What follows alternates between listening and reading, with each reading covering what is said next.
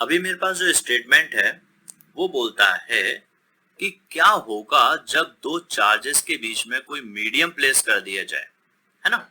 तो मैं क्या बोलता हूं कि मान लेते हैं कि ये मेरे पास में एक चार्ज है जिसका नाम है Q1 और ये दूसरा चार्ज है जिसका नाम है Q2। ठीक है, ये नॉर्मल कंडीशन हो गई।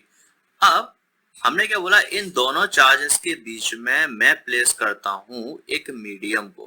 किसको प्लेस कर देता हूं? एक मीडियम को। ठीक है, ये मैंने मीडियम प्लेस कर दिया है।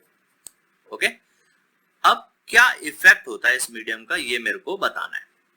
तो जनरली मेरे को पता है भाई कि जो फॉर्मूला होता है फोर्स का जब दो चार्जेस हैं, ठीक है, जैसे कि ये था मेरे पास, ये एक चार्ज है और ये दूसरा चार्ज है Q1 एंड Q2, ये दोनों आर डिस्टेंस से सेपरेट है। ठीक है, कहां पर? एयर या फिर वैक्यूम में। कहां पर? एयर या फिर वैक्यूम के अंदर। ठीक है, तो एयर और वैक्यूम में, तो इनके बीच में जो फोर्स लगता था वो हम निकालते थे by the formula 1/4 pi epsilon naught Q1 Q2 upon distance का स्क्वायर। ठीक है, ये होगी हमारी इक्वेशन नंबर 1।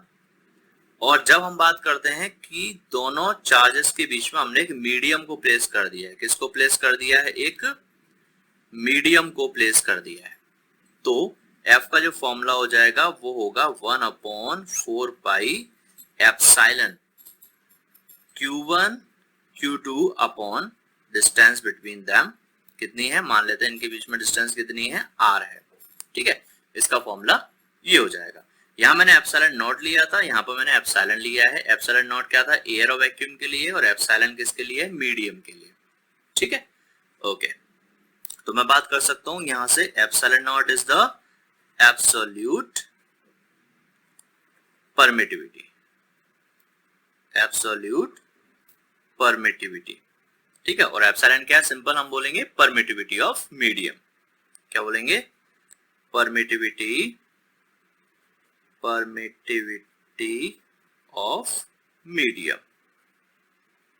इतनी बात क्लियर है? इसको मैं लिख देता हूं equation number 2। Now on dividing equation 1 by equation 2, अब इनको मैं डिवाइड करता हूं। तो पहले देखते हैं भाई, ये जो एयर है ये वैक्यूम और एयर में रखा है, तो मैंने इस फॉर्मूले को, फोर्स को नाम दे दिया ए, एयर, और ये मीडियम में रखा है तो इस फॉर्मूले को नाम दे दिया FM। ठीक है, चलिए अब देखते हैं क्या करते हैं, इसका और इसका दोनों का करते हैं डिवाइड करते हैं। तो क्या हो जाएगा? We get FA upon FM। ठीक, तो FA ये रहा 1/4 pi epsilon naught Q1 Q2 divide by R square upon 1/4 pi epsilon Q1 Q2 upon R square. तो क्या होगा? R स्क्वायर कैंसिल हो गए, Q1 Q2 कैंसिल हो गए, 4 पाई कैंसिल हो गया। क्या बचा?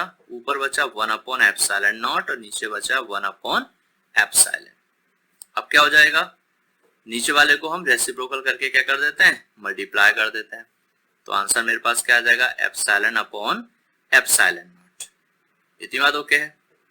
चलिए, तो मेरे को यहां से पता चल गया FA अपॉन FM इक्वल होता है epsilon upon epsilon not.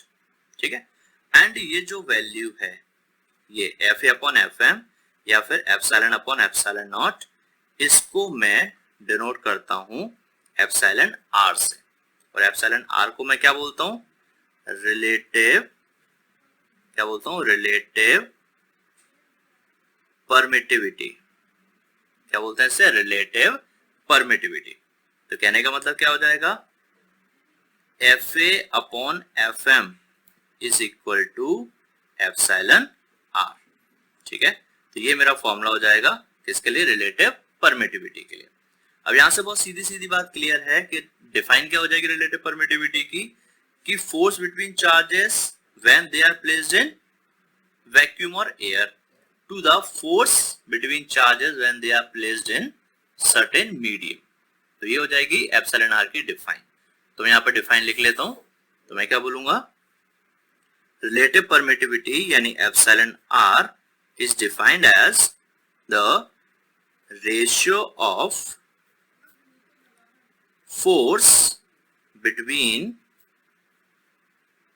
charges when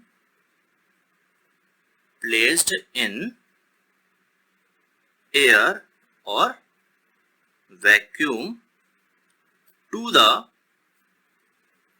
force between these charges when placed in certain medium, when placed in certain medium। ठीक है, अब आप यहां से देख सकते हो भाई बहुत सिंपल सा कायदा बोलता है कि FA और FM ये क्या है, सिमिलर क्वांटिटीज का रेशियो है। तो आप क्या बोलोगे, FA की यूनिट होगी न्यूटन और FM की यूनिट होगी न्यूटन, तो न्यूटन न्यूटन गेट कैंसल्ड। तो हम क्या बोलेंगे, यहां से बहुत सीधे तरीके से मैं याद रख लूंगा कि एप्सिलॉन नॉट क्या होता है, एप्सिलॉन आर क्या होता है, ये होता है यूनिट लेस क्वांटिटी। क्या होता है, यूनिट लेस। तो ये आप याद रखेंगे क्या होता है, ये यूनिट लेस।